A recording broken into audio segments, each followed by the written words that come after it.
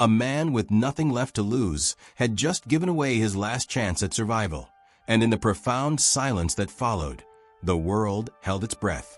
The crimson sunset bled across the sky, staining the decaying ranch in hues of fire and rust, a final, mocking salute to a battle already lost. Hollis Vane stood motionless by the barn, a solitary figure etched against the dying light, his shadow a long, thin scar upon the parched earth. His shirt, torn and frayed, was a canvas of dust and dried sweat, clinging to his frame like a second skin of despair. Deep lines, carved not by years, but by 3 relentless months of solitude and a losing war against the sky, mapped his face into a topography of pure exhaustion.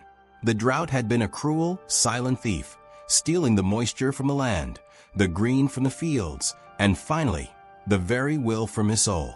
It had transformed soil that once teemed with life into a cracked and brittle wasteland that stretched to every horizon, a kingdom of dust where he was the solitary, failing ruler.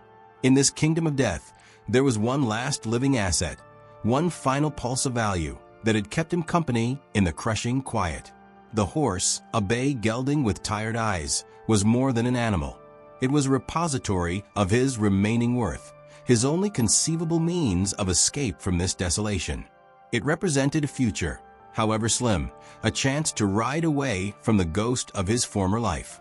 His calloused fingers, cracked and dry as the earth itself, tightened around the leather reins, feeling the familiar, solid warmth of the creature, a stark contrast to the cold emptiness spreading within his own chest. He was leading the animal toward the shack he called house, toward another meager, solitary meal, when a flicker of movement at the absolute edge of his property snagged his attention. He squinted, the harsh light searing his retinas. 2 figures materialized from the shimmering heat haze and the long, purple shadows of the advancing evening, their forms indistinct at first, then resolving into a picture that struck him with physical force. They were young women, their postures speaking of a journey that had pushed them to their absolute limits. One, barely more than a girl, leaned her entire weight against the older one, her face ashen and tight with pain. A dark, ominous stain had spread through the fabric wrapped around her leg, a vivid, brutal mark against the muted colors of the landscape. They did not call out. They did not raise a hand in supplication. They simply stood there, rooted at the boundary of his ruin, and watched him with eyes that were hollowed out by fatigue so profound it had erased all expectation. They looked at him not with hope, but with a quiet, devastating resignation, as if the very concept of aid had been scorched out of them by a sun of relentless hardship. That silence, more potent than any plea, that shared language of absolute loss, did something to Hollis. It did not break the dam of his resolve, for that had crumbled long ago. Instead, it settled into the cracks, filling the empty spaces where his future used to be. A strange, impossible calm descended upon him. The frantic calculations of survival stilled. The grasping fear of tomorrow evaporated. He had already made peace with his end, and this was merely the final, fitting act. Slowly, with a deliberation that felt both agonizing and effortless, he pried his fingers from the reins. The leather, warm from his grip, slipped free. He did not speak a word, offered no explanation that could cheapen or justify the moment. He simply held the straps out toward the older sister, the gesture itself a complete and irreversible sentence. Her eyes, those deep, exhausted pools, widened not with gratitude, but with a kind of stunned incomprehension. She stared at the offered reins as if he had handed her a loaded revolver, the weight of the gift, its sheer, illogical magnitude, too immense to immediately comprehend. This was not how the world worked.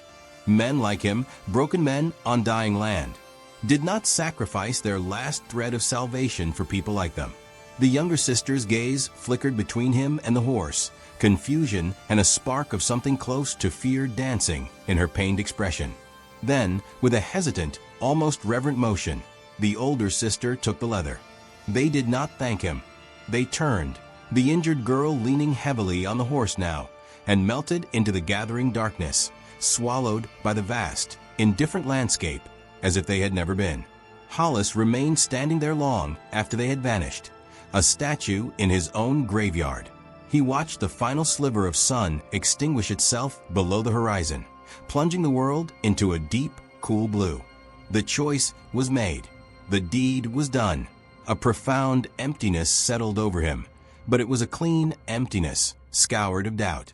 He stood and breathed in the twilight, unaware of the distant, keen pair of eyes that had witnessed the entire exchange from a high ridge, a silent sentinel who would now carry the image of this strange, self-annihilating charity back into the heart of the waiting desert. The debt for a single act of impossible mercy arrived not with a whisper, but with the low, steady thunder of 200 sets of hooves, turning the horizon into a living, breathing storm. Dawn had found Hollis standing rigid in his doorway, the rough-hewn wood of the frame pressing into his palm. He had not slept.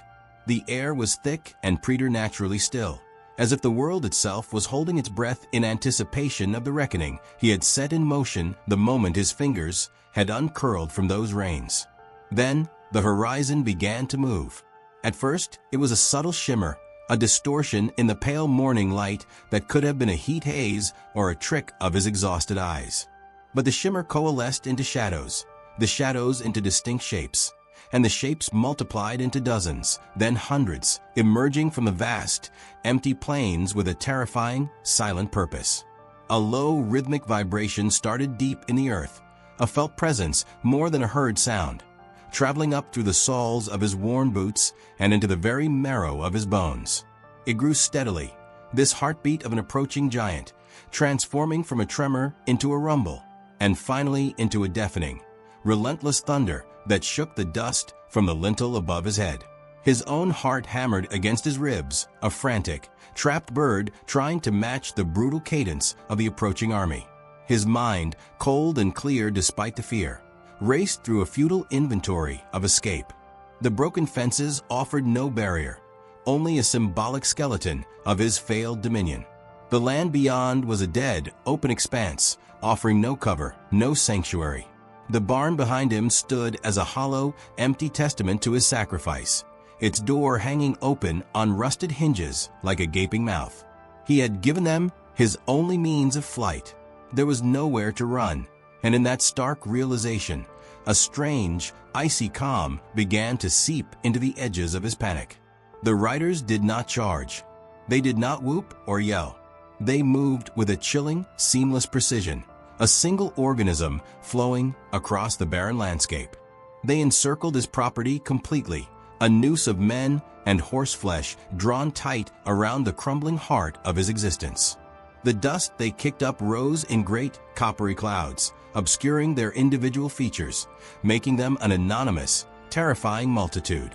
This was not a raid. It was a presentation of overwhelming force, a statement made without a single word uttered. Then, from the impenetrable line, a single figure detached itself. The horse moved forward at a walk, and as it emerged from the dust cloud, Hollis recognized the rider. It was the older sister, Ka. But the exhausted, vulnerable woman from the previous evening was gone. In her place was a figure of stark authority, sitting tall in the saddle, her back straight, her gaze level and sharp. The weariness that had once bowed her shoulders had been replaced by a hardened resolve. She rode not as a supplicant, but as an emissary. She brought her horse to a halt a dozen paces from where he stood, her eyes scanning him, measuring the man in the doorway with a cool, analytical intensity that stripped him bare. There was no gratitude in that look, no softness of relief. It was the assessing stare of a warrior evaluating a new and unpredictable variable. Her voice, when it finally cut through the heavy silence, was clear and carried no inflection of request. It was a simple, unadorned fact. He wants to see you. Behind her, the solid wall of warriors seemed to ripple, and then it parted with perfect, disciplined symmetry. From the center of the divide, another rider emerged. This was Nali. He moved with a fluid, unhurried grace that was more intimidating than any show of speed, his progress as inevitable and unstoppable as water flowing over stone. His horse's hooves struck the hard earth in a slow, measured rhythm that echoed the fading drumbeat in Hollis's chest. As he drew nearer, details resolved through the settling dust. He was a man carved from the very landscape. his face a mask of weathered leather crosshatched with the lines of 1,000 suns and countless struggles. His hair, black streaked with iron gray, fell past broad shoulders, and old scars mapped a history of survival on his visible skin. He stopped his horse a mere 20 feet away and dismounted in one smooth, silent motion, his feet landing solidly on the ground as if he had taken root there. For a long, breathless moment, he simply stood and looked to Hollis. His gaze held no anger, no immediate threat, only a deep, unnerving assessment, the look of a master craftsman examining a strange tool whose purpose and strength he had yet to determine. The question, when it came, was not a roar of anger, but a blade of pure, cold reason that sliced through the charged silence and laid bare the absurdity of his sacrifice. "You gave them the horse. Why?" Nahali's voice was low, each word spoken with a gravelly precision that carried more weight than any shout. Hollis felt the question land not just in his ears, but in the pit of his stomach, a physical impact. He was acutely, painfully aware of the 200 warriors at his back, a silent, judging jury whose collective gaze felt like a physical pressure against his spine, threatening to buckle his knees. The air was so thick with tension it was difficult to draw breath. He forced the words out, his own voice rough and stripped bare, the simple, unadorned truth he had clung to in the face of certain doom. "They needed it more than I did." For a long, suspended moment, Nahali did not move. His weathered face remained an unreadable mask, a sculpture of hard lines and deeper scars. Then, with a deliberate slowness that was more threatening than a sudden lunge, he took a single step forward, closing the distance between them until they were almost chest to chest. Hollis could smell the dust and leather and horse on him. The scent of a life lived entirely under the open, unforgiving sky. Up close, he could see the fine web of lines around the older man's eyes, and within their dark depths, a storm was brewing, a tempest of conflicting emotions held in check by a will of iron. This close, the sheer physical power of the man was overwhelming, a presence that seemed to suck the very oxygen from the space between them. Nahali's explanation was delivered in the same low, measured tone, a recitation of brutal facts. He spoke of 3 hunters, well-armed and relentless, who had been tracking his daughters since the previous dawn. Men with a specific purpose, hired for their skill and their lack of mercy.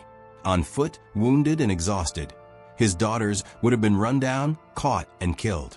Their bodies would have been left for the carrion birds. But they had not been on foot. They had been on a rancher's horse. And those same hunters, having lost their quarry, had been asking questions about a white man living alone north of the river. They were coming here next. The implication landed like a fist to Hollis's gut, knocking the remaining air from his lungs. His mind raced, reconstructing the previous night with this new, horrifying clarity. If he had kept the horse, if he had sent those 2 wounded women back into the darkness on foot, they would have been slaughtered, and he would have been sitting in his shack, oblivious, when those 3 hunters arrived at his door, looking for answers he could not have given. His irrational, self-destructive act of mercy had not just saved 2 strangers. It had, in a twisted stroke of fate, rerouted a deadly threat away from his own doorstep. He had saved himself by dooming himself. The weight of that paradox settled over him, a heavy, smothering cloak. "You did not just save my daughters," Nahali stated, the words hanging in the air like a sentence. "You made yourself a target. The men who sent those hunters are not the kind to forgive an interference. They are organized, well-funded, and they will see your actions as a direct challenge. By helping us, you have stepped into a war you knew nothing about." Hollis watched, his body rigid, as Nahali's hand moved, not toward the knife at his belt or the rifle on his saddle, but to a small leather pouch. From it, he drew not a weapon, but a single, worn strip of braided leather, old and supple, marked with intricate patterns that told a story Hollis could not read. He held it out, an offering that was also an ultimatum. "You will come with us." His voice left no room for debate, the statement absolute. "Stay here, and you will be dead within the week. They will return with more men, and they will not ask questions before they kill you." Hollis's eyes swept past the formidable figure before him, past the ring of impassive warriors, and took in the sight of his world one last time. The crumbling shack, the dust-choked yard, the empty barn, the dead land stretching out to a horizon that no longer promised anything but a lonely, anonymous death. It was not a home. It was a tomb he had been slowly filling with his own despair. There was nothing here for him anymore. Nothing but a quick and certain end. He met Nahali's unwavering gaze, the storm in the man's eyes now seeming to hold a flicker of something else, not respect, but a grim acknowledgement of a shared, inescapable path. A single, slow nod was his only reply. The choice was made. The last tie to his old life was severed. The journey into the heart of the Apache territory was a long, silent procession through a landscape that seemed to grow more ancient and untamed with every passing mile. Hollis rode flanked by two warriors, their presence not that of guards escorting a prisoner, but of wary guides shepherding a dangerous, unknown animal into their midst. Their eyes, constantly scanning him, held a deep-seated caution, an uncertainty as to whether he would bite or bow. They moved through rocky defile that offered no shade and across vast, sun-baked plains where the earth was cracked like old pottery, a hard and unforgiving land that bred an equally hard and unforgiving people. The silence was a heavy blanket, broken only by the rhythmic plod of hooves and the sigh of the wind, a stark contrast to the thunderous arrival of just hours before. It was a silence that allowed the full weight of his decision to settle upon him, the finality of leaving everything he had ever known for a future he could not possibly imagine. Then, as they crested a rise and began a careful descent into a hidden canyon, the world below them transformed. What unfolded before his eyes was not the military encampment he had dreaded, not a fortress of warriors, but a community, a home. Dozens of hide-in wood shelters were arranged in a careful organic pattern against the towering canyon wall, their forms blending into the natural contours of the rock. Thin, great tendrils of smoke curled lazily from several cook fires, scenting the air with a rich aroma of roasting meat and herbs. The sound that reached him was not the clatter of weapons, but the distant, high-pitched laughter of children chasing each other between the structures. Women worked with practiced efficiency near the flames, grinding corn, tanning hides, their hands moving with a grace born of generations of tradition. This was a place of life, of continuity, a vibrant tapestry of existence woven into the very fabric of the wilderness. But as they rode deeper into the heart of the camp, the vibrant scene shifted. The laughter faded. The work paused. Every face, young and old, turned toward the strange procession. The eyes that tracked Hollis's movement were no longer filled with the simple curiosity of children. They were the hard, assessing stares of elders who had seen too much betrayal to trust easily, the suspicious glares of warriors for whom his kind had always been the enemy. He felt the weight of their judgment, a palpable force that asked silent, brutal questions. Who is this outsider? Why is he here? What poison does he bring to our home? The air, once filled with the sounds of domestic life, grew thick and heavy with a tension that was far more intimidating than the naked threat of the 200 warriors had been. This was a deeper danger, the risk of being forever an outcast, a ghost at the feast. He was led to a modest shelter at the edge of the central activity, a small structure barely tall enough to stand in. Inside, a bedroll lay on the packed earth, along with a water skin and a small offering of dried meat. It was a place of bare necessity, a cell of tolerated existence. It was here that Ka found him, her expression as unreadable as ever. She did not speak, merely gestured for him to follow. She led him to a larger, more substantial shelter and pulled back the hide covering the entrance. Inside, in the dim, golden light of a single oil lamp, lay Nidida. The younger sister's color had returned, her breathing was even, and the terrible wound on her leg was now cleanly bandaged. She looked at him, and for the first time, her eyes held no trace of fear or confusion, only a quiet, watchful intensity. She would walk again. The sight of her, alive and healing, should have brought a wave of relief, but instead, it felt like the final piece of a puzzle clicking into a terrifying picture. It was then, in the intimate, lamplit confines of the shelter, with his daughters as witness, that Nali unveiled the true scope of the abyss into which Hollis had stumbled. His voice was low, a somber rumble that carried the gravity of a death knell. He explained how his daughters, while hunting days north of there, had hidden near an abandoned trading post. They had not been alone. 5 men, well-dressed and speaking with the clipped accents of government officials, had met with another man, one whose fine clothes and air of wealth marked him as a businessman from the East. They had not seen the sisters at first, and they had spoken freely, their words not meant for any ears but their own. They were negotiating a price. The government men wanted a specific tract of land, a territory that held the sacred burial grounds and ancient villages of several tribes, including the Hollies. The wealthy man had offered them a solution. He would provide the justification.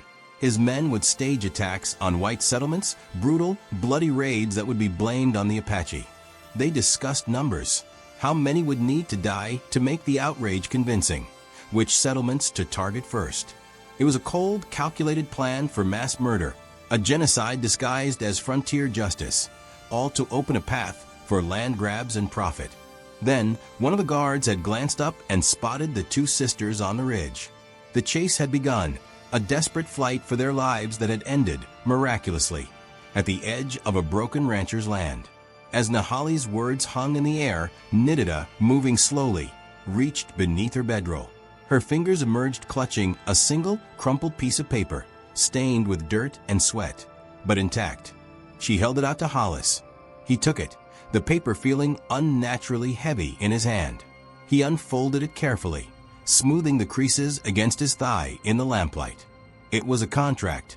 The language was formal, legal, detailing payments, timelines, and the specific, horrific methods for the forced removal of the native families. At the bottom, clear as day, were signatures and official government seals. Names he did not recognize, but whose authority was undeniable. This was not hearsay. This was not the desperate testimony of 2 native women that no court would ever believe. This was proof, irrefutable, damning, and utterly lethal.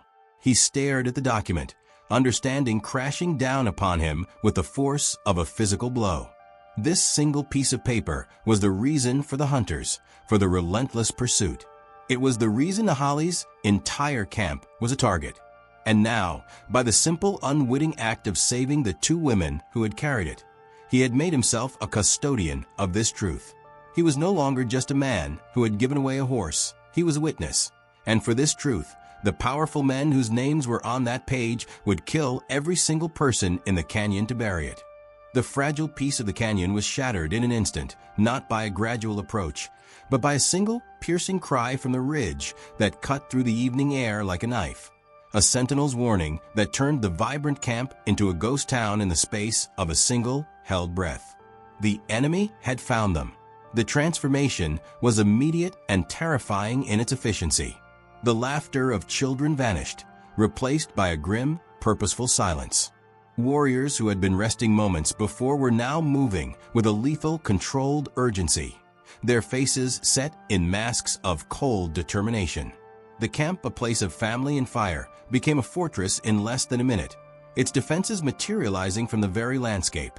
Archers taking up positions on high rock ledges, others creating barricades from carts and supply bundles, their movements a well-rehearsed dance of survival. Ka appeared at Hollis's side, her own rifle in hand, but she did not keep it. Instead, she thrust the familiar, weathered wood and cold steel of his own weapon into his hands. The gesture was not one of friendship, but of stark, brutal necessity. If you know how to use it, use it. The unspoken second half of the command hung in the air between them. If you don't, stay out of the way. He checked the chamber by instinct. The familiar click-clack, a comforting sound in the rising chaos. He found Nali near the center of the forming defensive line, the older man a still point in the storm, his eyes already calculating angles and fields of fire. He pointed to a natural rock formation that offered a clear line of sight down the canyon's entrance. Hollis moved into position without a word, his heart a frantic drum against his ribs, the rifle feeling both alien and familiar in his grip. Then they came, 20 riders, moving not with the wild chaos of bandits, but with the grim, disciplined formation of men on a specific bloody errand. They filled the canyon's mouth, a wall of horse and man and weaponry. Their leader, a bearded man with eyes as cold as river stone, scanned the defensive lines, his voice echoing off the rock walls as he made his demand. He wanted the two women, and he wanted the rancher. The words landed on Hollis with the force of a physical blow, confirming his deepest fear. He was the cause. His presence had drawn this violence to these people, to this sanctuary. A cold clarity washed over him, scouring away the last vestiges of fear and indecision. He would not hide while others fought his battle. He stood up, stepping out from behind the cover of the rocks into the open ground, his rifle held low but ready. "I am here." The words were quiet but carried in the sudden stillness. "Let's talk." For a single, suspended moment, the canyon was utterly silent.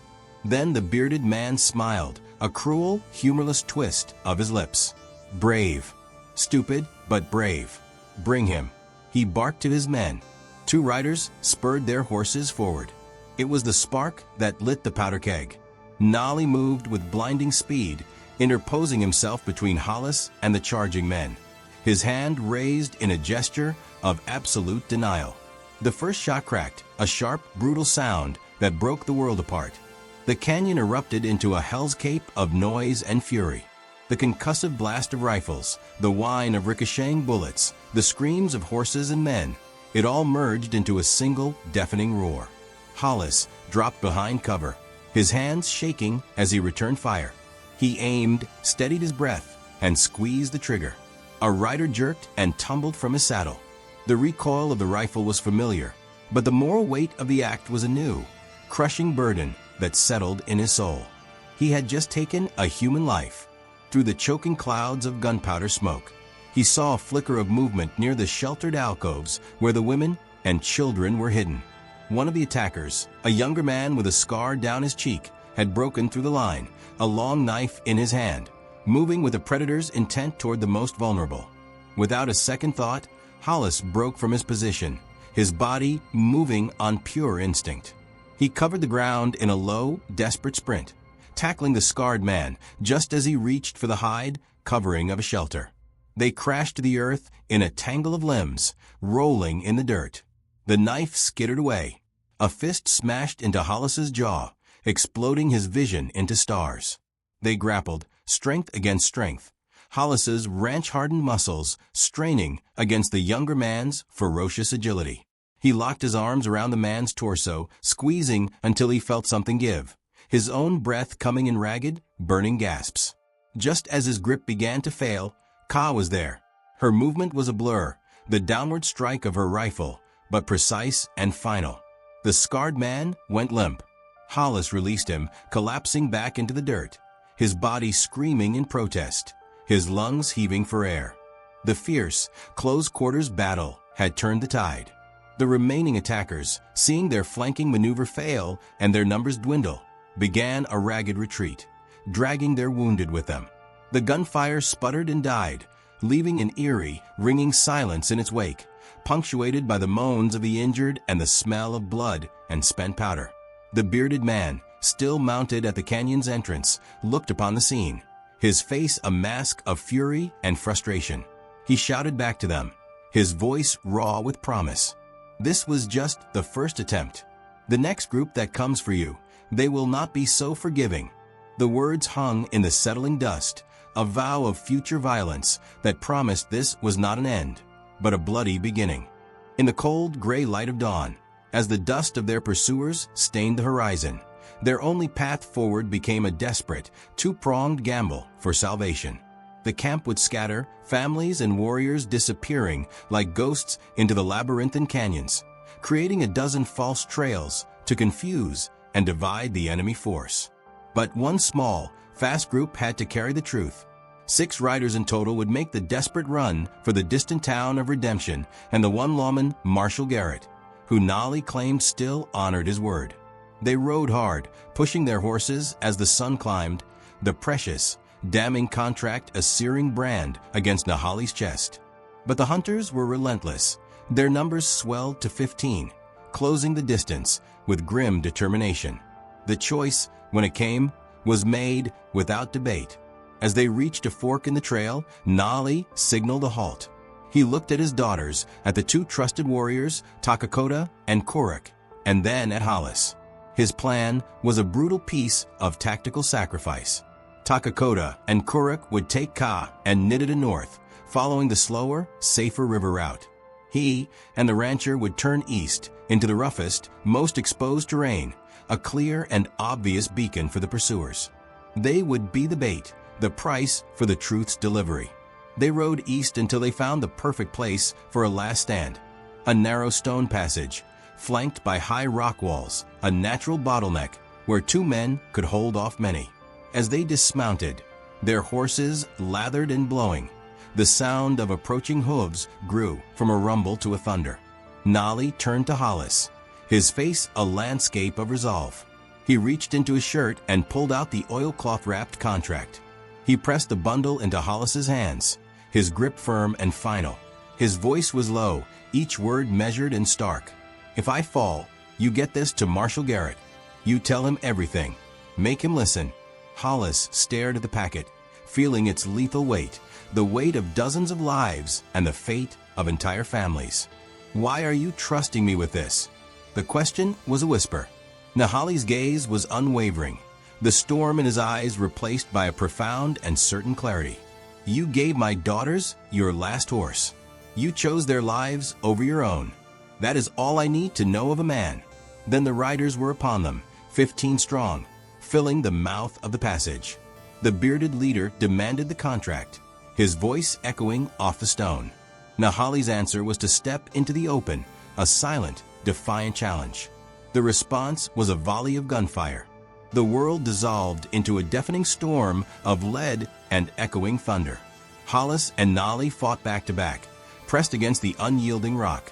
Hollis fired his rifle, the shots measured and deliberate, each recoil a hammer blow of finality. They were outnumbered, outgunned, and cornered. A bullet struck near Hollis's head, showering him with stone fragments. Another grazed Nahali's arm, painting a dark streak on his sleeve. They exchanged a single look across the passage, a silent acknowledgement that this was the end. They would die here in this rocky tomb, but the contract, the truth, would not die with them. Hollis felt a strange peace settle over him. He raised his rifle for what he believed was the final time. But then a new sound erupted from behind the mass of their attackers, the crisp, disciplined reports of Federal-issue rifles. Confusion ripped through the bearded man's crew as shots rained down on them from the rear. Horses reared, men shouted in panic, and through the chaos, a dozen men in blue uniforms charged into the passage, led by a broad-shouldered man with a silver marshal's star gleaming on his chest. Marshal Garrett had been searching for them, and he had found them in the crucible. The fight was over in minutes, the surviving attackers disarmed and shackled. The reunion with Ka, Nidada, and the warriors was quiet, a profound relief wordlessly communicated through clasped hands and weary eyes. Garrett took the contract, his face hardening into granite as he read its contents. He gave his word. Justice would be served. Weeks later, in a new camp on protected land far from the shadow of the conspiracy, Hollis knelt, driving a post into the soft, fertile earth. His hands, calloused from years of futile struggle against a dying ranch, now worked in concert with others, building not just a shelter, but a future. The sounds were different now. The laughter of children was constant. The conversations of elders were peaceful. The air smelled of sage and stew, not dust and despair. As the sun set, painting the sky in peaceful hues, Ka brought him a bowl of food and sat beside him, their silence a comfortable, shared language. Nali approached, his wounded arm healed. He did not extend a hand for a shake. Instead, he reached out and grasped Hollis's forearm, a warrior's grip, firm and affirming. His voice was quiet, but the words resonated with the weight of a sacred vow. "You gave away your last possession for my daughters. You stood and fought when you could have run. That debt cannot be repaid, but it can be honored. You have a place with us, for as long as you want it." Hollis looked past him to the corral where the bay, gelding, the horse he had given away at sunset, now stood contentedly. He had given away his last chance at survival, and had received in return something infinitely more valuable. He had found a reason to live.